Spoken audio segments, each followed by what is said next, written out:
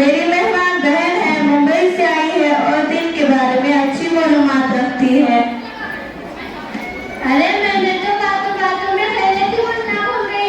आप सब खैरियत से हैं? कहाँ की खैरियत जी रही हूँ, जैसे तैसे वक्त पूरा करके दुनिया से जाना है। अरे अब्बा जान, अल्लाह ने आपको क्या कम किया है, शानदार बात कर दिया है और बेटे की भी अच्छी नौकरी है और चांद जैसी खिदमत गुजार बहू है, और क्या चाहिए। खामोश रहो, मेरा मुंह ना खोलो। कैसा बेटा कैसी बहू, इनको तो बूढ़े लोगों की जरूरत का एहसास ही नहीं कि किस हाल में है, तबीयत कैसी है, क्या खा रहे हैं, किसी को फिक्र ही नहीं। बस हमको अपने लिए बहुत सोचते और समझते हैं, जल्द से जल्द कैसे छुटकारा मिलना है इनसे। और बहू रानी का तो कुछ सोच न को, नवाबदारी की सुबह 9 बजे होती है, न घर की सफाई, न नाश्ता, न चाय, ये सारी बातें घर के बड़ों को सिखाने से आती है। लगता है इसको कुछ भी सिखाया नहीं गया। क्या बताऊं बहन, जब अपने मायके का कोई घर आ जाता तो उनके लिए बालें बिछी बिछी जाती। जब हमारा कोई आता परवाह न देती, न देने के लिए हाथ भरते, न पकाने के लिए पैरा उठते। नाटक शुरू हो जाते, कभी सर में दर्द तो कभी पेट में दर्द, कभी यहाँ दर्द तो कभी वहाँ दर्द। तबीयत ठीक नहीं है, खाने का तो पूछो ना को।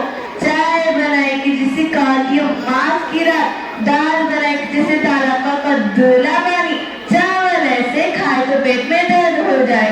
हर 2 दिन के बाद माँ का याद आ जाता, जाके माँ के पल्लू से बन जाती, आने का नाम ही नहीं लेती। अरे अब्बा जान, आपकी बहू इतना सब कुछ करती है, आप कुछ बोलते क्यों नहीं? देख बहन, मैं बोलते बोलते तब आ चुकी हूँ, अब कुछ बोलना मुश्किल हो गया। कुछ बोले तो हमारे साथ दादी के पेशानी पर बाल पड़ने लगते हैं, इसलिए मोड़ के घुट पिकर खामोश रहना पड़ता है। अरे बदल के सामने तुमने चाय पिलाना भूल गई, चलो सेठ आप में बैठकर चाय पीते हैं।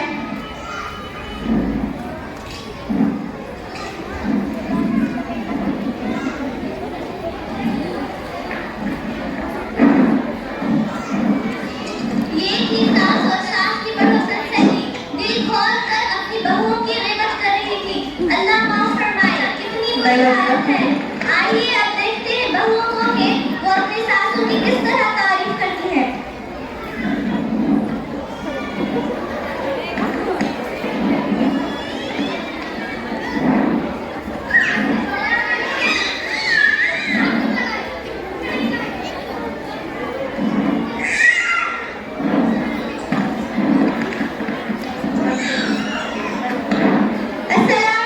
वालेकुम अस्सलाम। कैसी हो बहन? क्या बताऊं बहन, ठीक हूँ, ठीक नहीं भी हूँ। अरे ये कैसी दरमियान की बात हुई? क्या बताऊं, जब तक सास का खाया हम पर मुसलत है, तब तक चैन कहाँ। तुम अपनी सास से इतना परेशान क्यों रहती हो? नाजिमा, क्या खुशकिस्मती की रत लगा रखी हो, भला वो भी घर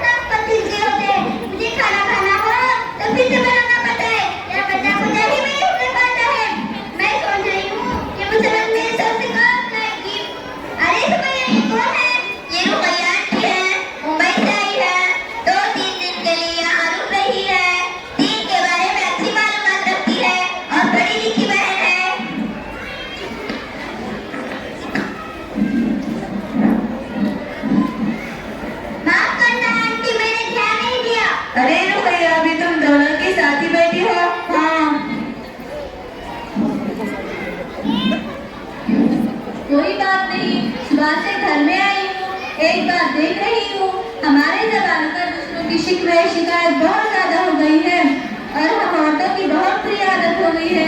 जहाँ जमा हो गए, दूसरों का तस्करा, दूसरों की चुगली हमारे तबीयत का हिस्सा बन गई है। महज और गुजारी के लिए मेहनत करना शुरू कर देते हैं और उसके नुकसान का जरा भी अंदाजा नहीं। सुबह भी महमूद किया पर उनके पड़ोसन की बातों पर गौर किया। अब तुम लोगों की बातों पर भी गौर कर रही हूँ कि सारी गुफ्तगू गीबत है। गीबत क्यों होगी? जो हकीकत थी वो कह रहे थे, कुछ गलत तो नहीं कहा? हाँ, अरे मेरी बहनों, सुनो तो सही, गीबत ही कहते हैं जिसकी तुम गीबत कर रही हो उसकी पीठ पीछे बुरी बातें बयान करना। अगर तुम ऐसी बात करी हो जो इसमें नहीं तो बहतान है। दोनों सूरत में गुनाह लाजिम है। गीबत और बहतान बहुत बड़े गुनाह है। गीबत के बारे में कुरान मजीद में कहा गया है, आऊज़ु बिल्लाहि मिनश शैतानिर रजीम, बिस्मिल्लाहिर रहमानिर रहीम, वला तजस्ससू वला यक्तब बा'दुकुम व बा'दा अन युहिब्बु लहमा अखीहि मैतन फकरिhtumuहा वस्तगुल्लाह। तर्जुमा, और क्या